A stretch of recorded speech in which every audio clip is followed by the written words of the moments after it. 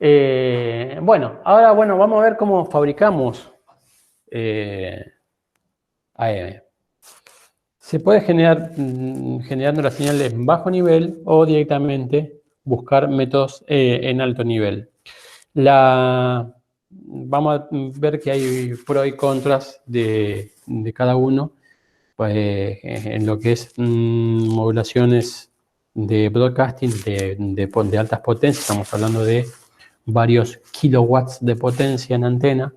Siempre se utilizan métodos de alto nivel por una cuestión de eficiencia, una cuestión de tecnología, de confiabilidad, que no lo tienen los métodos de bajo nivel. Empecemos viendo los de bajo nivel. Lo de bajo nivel significa sintetizar en baja potencia la señal de AM. ¿Está bien? Y después, para lograr la potencia de salida, ¿qué nos quedaría? ¿Qué tendríamos que hacer? O sea, yo quiero amplificarla. Bien, Pedro. Ese amplificador puede ser cualquier amplificador. Ahí está la cuestión tecnológica. Tiene que ser un amplificador totalmente lineal.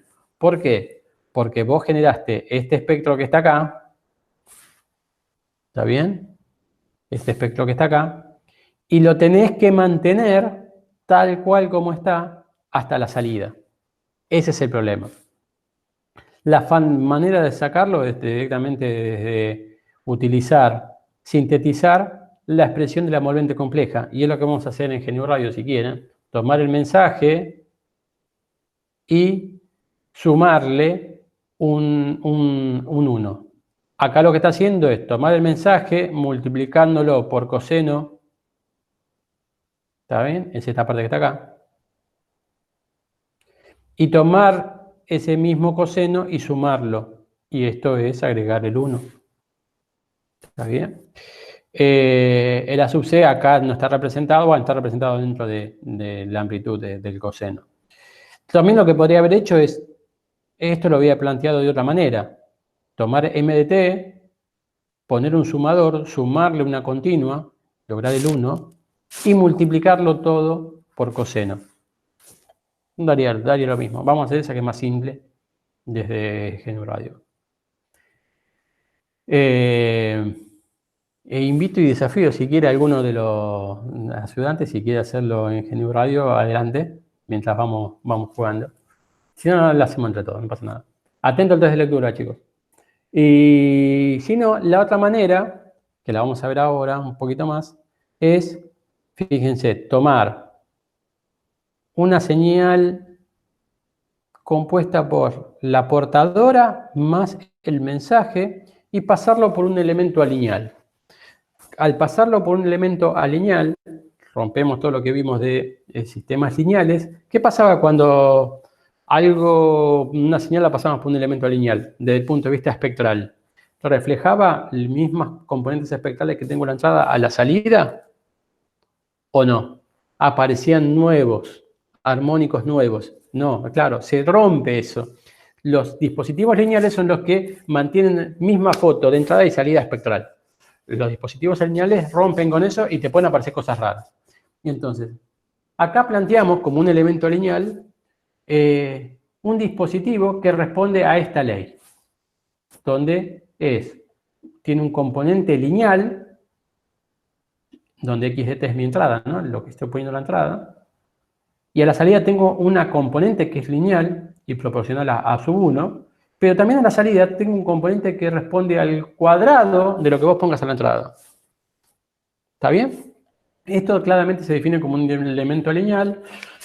No necesariamente en la realidad vamos a encontrar elementos lineales que respondan a esto. Seguramente van a descomponer a esto y otras componentes más, cúbicas, pero por ejemplo. Pero cada una va a tener su índice, su índice asociado, con lo cual la importancia. Igual, no me importa que tenga otras componentes. Me interesa que tenga esta componente, sobre todo. ¿Por qué? Porque si yo lo que le apliqué a la entrada es el mensaje más la componente de portadora, yo estoy diciendo algo muy extraño, ¿no? O sea, mensaje que está en banda base con una delta de que está en FC. Y habíamos dicho que FC era una frecuencia muy, muy alta en comparación al ancho de banda del mensaje, ¿se acuerdan? esas las sumo, las hago una sola señal y se las entrego a este elemento. Si yo se las entrego a este elemento y hacemos el desarrollo matemático, vamos a llegar a toda esta expresión que está acá. ¿Está bien? Esta expresión que está acá es tomar esto, calcular el x cuadrado, que sería el cuadrado de esto, más el doble producto de m de t por coseno omega ct, más el cuadrado de coseno omega ct. Si yo lo opero matemáticamente y lo invito a que lo hagan, te vas a encontrar con todo este rollo. Donde de este rollo lo que va a pasar es que hay cosas que realmente no me interesan. Este primer término que está acá tiene componentes espectrales en qué zona del espectro. En banda base, en frecuencia de portadora, ¿por dónde anda? Ese primer componente. En banda base. El segundo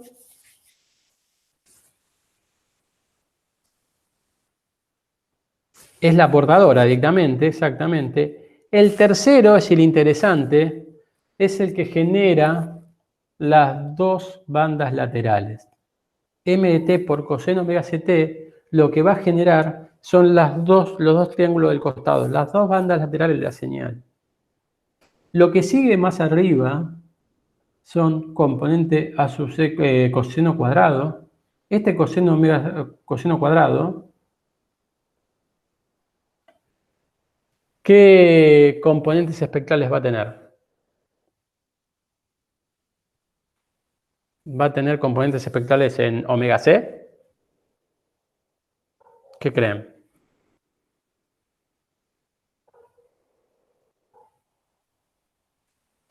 Una delta y un delta y otro en bien Santiago. ¿Y el primer delta dónde está? Ah, ahora va mejor. Exactamente. Te va a dar componentes de continua y componentes en 2FC. ¿Eso de dónde sale? De desarrollar coseno por coseno como suma y resta y te va a quedar un medio por un lado y coseno de 2 omega c. Entonces ahí aparecen los dos delta que cita Santiago. Bien, Santiago. Y esto todo lo que estoy desparramando y explicando acá abajo. Si esto lo filtro, me quedo con lo que me interesa. Lo que me interesa, ¿qué es? Lo que me interesa es esta parte que está acá. La portadora y las bandas laterales.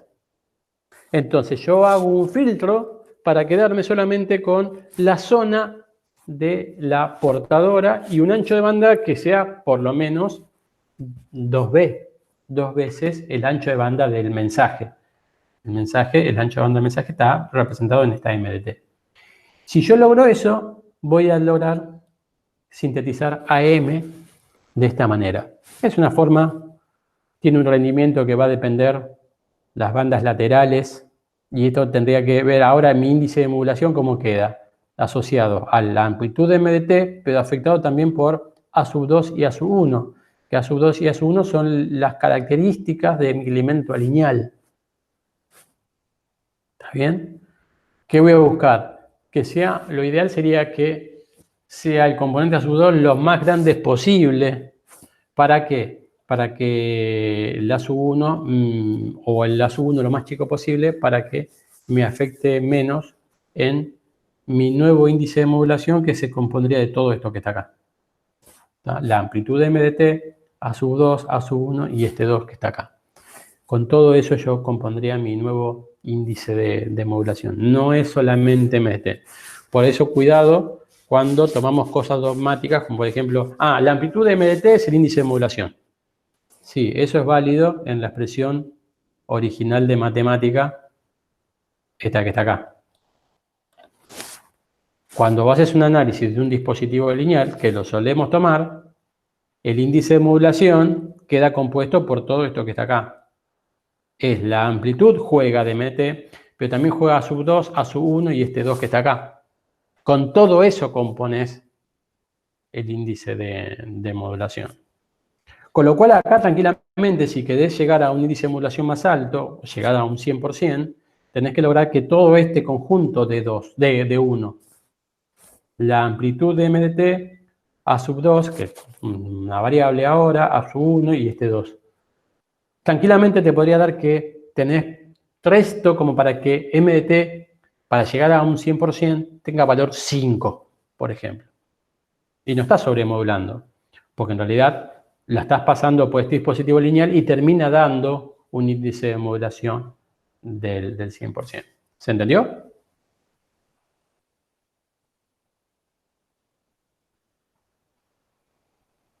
Bien, fenómeno.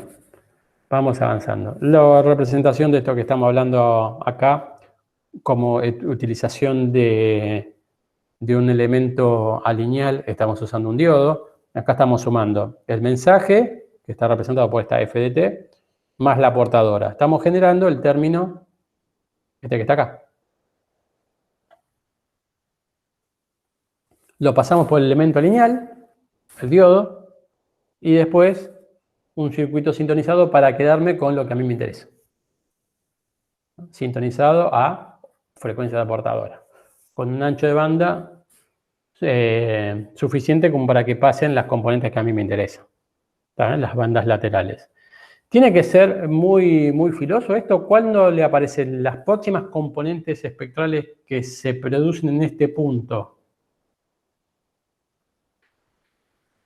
Que deberíamos mitigar. Están cercanas a FC, obviamente cercano a FC están las bandas laterales y esas tienen que pasar. Pero lo que tiene que rechazar de esta expresión que está acá, ¿en qué frecuencia está? Que hay que rechazar. Eso sí, no tiene que pasar. Hay que matarlo por medio del filtrado. ¿En qué componentes espectrales va a estar? ¿En qué frecuencias? En términos de FC. En 2 FC, con lo cual, y banda base, exactamente. Los dos cercanos, los dos vecinos, los dos primeros vecinos que te aparecen es uno en 0 y otro en 2 FC. Y sí, está lejos, o sea, no es tan imposible generar esto. Lo que sí tiene un desempeño, por esta expresión que está acá, malo. Pero bueno, es lo que hay y se podría generar así una síntesis de modulación de AM en bajo nivel. La otra idea consiste en... Perdón, Marcelo. Dale, Jorge. Un detalle.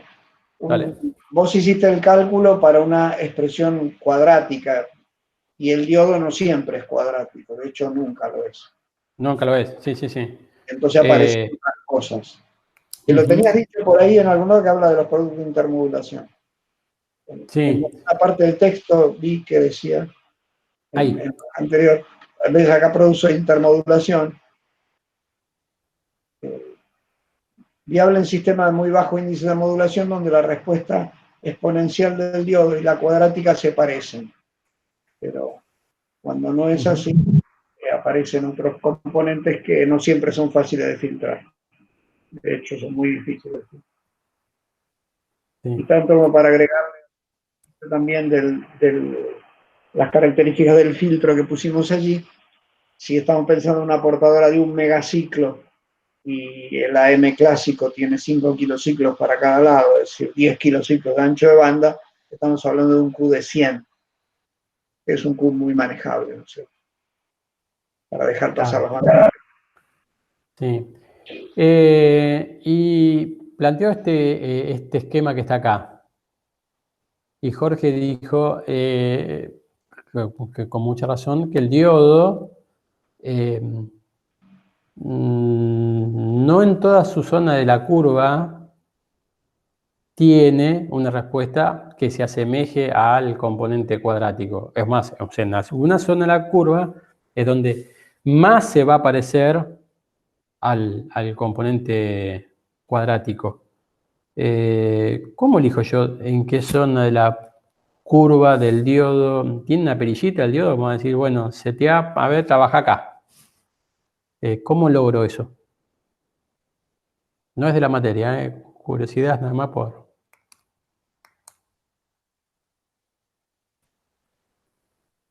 Perdón, profe, ¿podría repetir la pregunta? Claro, dado que la respuesta del diodo no es cuadrática, ¿está bien? Pero, como dijo Jorge, yo puedo elegir llevarlo a una zona que se parezca a una cuadrática.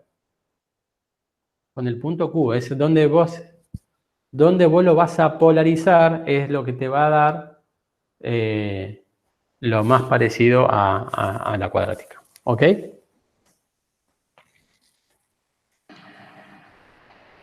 Perdón, Marcelo, polarizarlo sería agregar una corriente, una tensión continua en serie con los dos generadores, ¿no es cierto? Claro, lo señalo porque acá no está en el gráfico.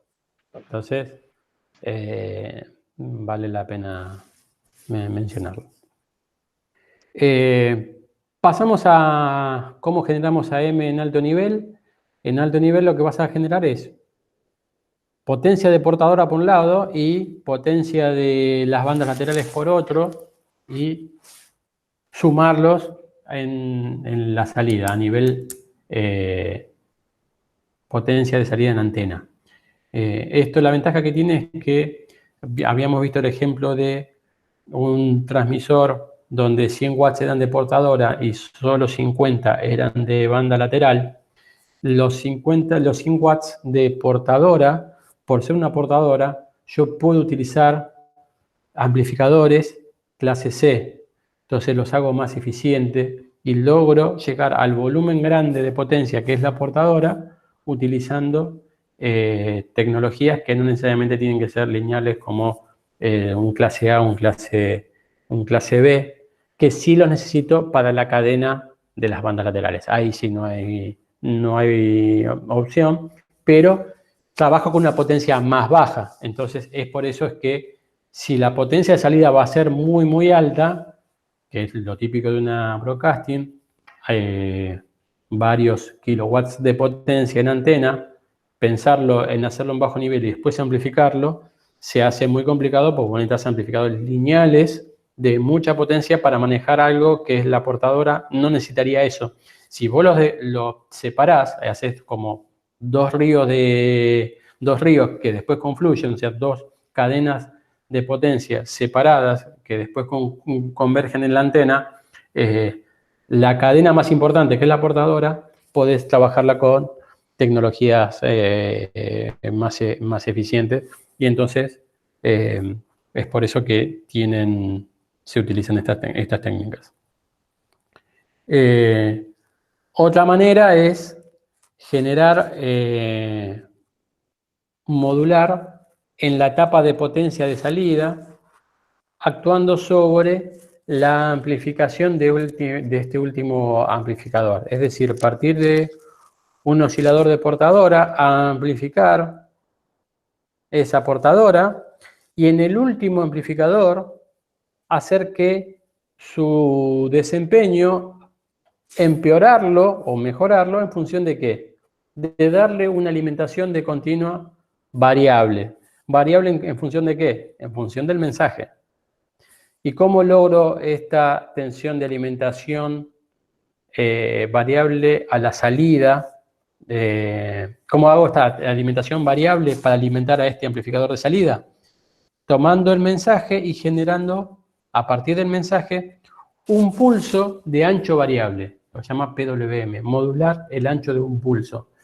Con eso puedo manejar una tensión de continua de alta potencia, variable, o sea, tengo a veces más tensión, menos tensión en función del mensaje, y con eso alimento al último amplificador.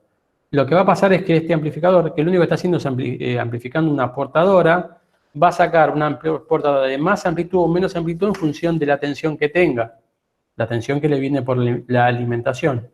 Consecuentemente, va a generar la modulación. Esa es otra técnica. Hay otra técnica más que tiene que ver con fabricar la señal de AM. Cuando digo fabricar es porque la idea es tener un arreglo de elementos. Porque, ¿qué pasa? No lo dije. En estas dos técnicas, la última etapa o las últimas etapas son elementos valvulares. ¿Por qué? Porque son elementos que pueden manejar mucha potencia y ser sólidos, robustos, confiables. Cuando uno habla de alta potencia en estado sólido, la cosa tecnológicamente no va. Y cualquiera de estas dos estrategias, la del desarrollo de AM por alto nivel por medio de dos cadenas de amplificadores, en la salida vamos a manejar elementos valvulares, en este también. Y lo que plantea este nuevo enfoque es hacerlo por procesamiento digital de señal. Esto es decir, tomar un conjunto de elementos de estado sólido, amplificadores, que son generadores de corriente en realidad, que se van a ir encendiendo o apagando en función de una lógica digital. Esa lógica digital hace que estos generadores de corriente converjan en un circuito tanque, un circuito LC, y en función de cuantos más encendido o menos encendido haya de este arreglo de componentes, de estos amplificadores de poca potencia, se va conformando la senoide, la señal de salida. Instante a instante se van encendiendo y apagando. Esto lo que le permite tener también es una tolerancia a falla muy alta. ¿Por qué? Porque si normalmente necesito para generar la señal que a mí me interesa, desde su máxima excursión hasta la mínima, por decir algo, 100 dispositivos, el sistema podría tener 120 dispositivos y el mismo sistema detectar si alguno de los transistores se quemó, poner en marcha alguno de los 20 repuestos y simplemente decirle al operador cuando puedas andar y cambiarlo. Y lo puede cambiar en caliente, no hace falta ni siquiera apagar el sistema. Lo que va haciendo es reconstruir esta señal que está acá, instante a instante, ¿por medio de qué? De encender como llavecitas que son cada uno de los amplificadores. Le hacen más inyección de corriente, menos inyección de corriente y con eso van sintetizando la señal. Esto se está usando bastante, sobre todo porque en cualquiera de las técnicas anteriores que usaban amplificadores de potencia valvulares, se rompe la válvula, sonamos. Tenemos que parar. Todas las plantas transmisoras tienen un amplificador esperando entrar en servicio y es el que salva las papas. Este sistema lo hace mucho más simple el tema del mantenimiento y la operación durante todo el día.